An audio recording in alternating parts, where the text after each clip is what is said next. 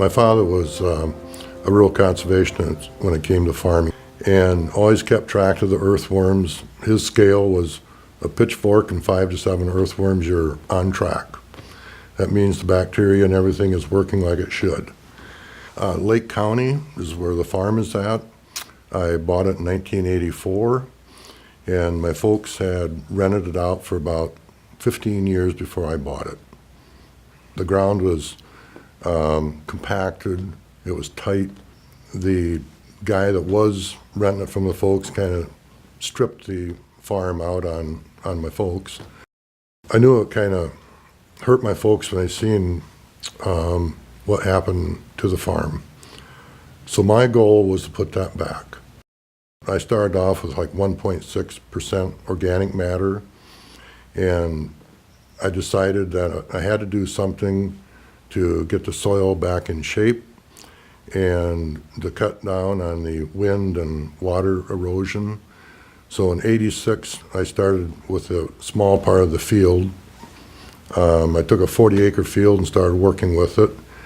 I went to a 4-crop rotation, corn, beans, small grain, alfalfa, and as I went on with putting covers in, back then they called it green manure, I started noticing after a couple, maybe 3 years, that the soil texture was starting to change.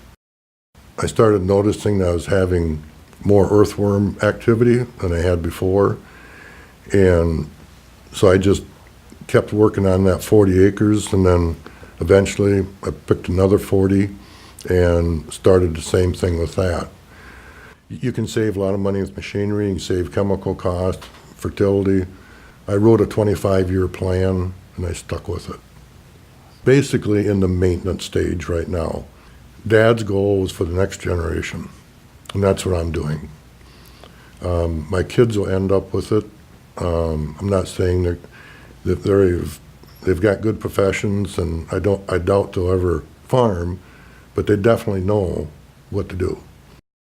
You know, if the landlord wants to go to soil health type activities, he's going to have to work with that tenant to get them changed over to doing the cover crop routine.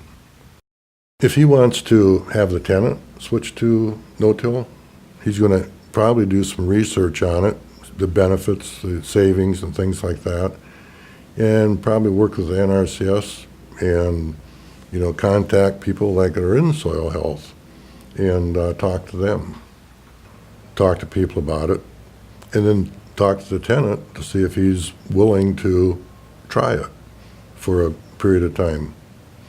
And maybe to start with, give him a little break on rent.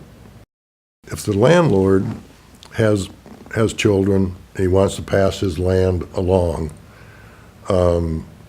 he's going to have to look at the benefit of down the road, next generation, and promote the idea of the cover crop, building organic matter,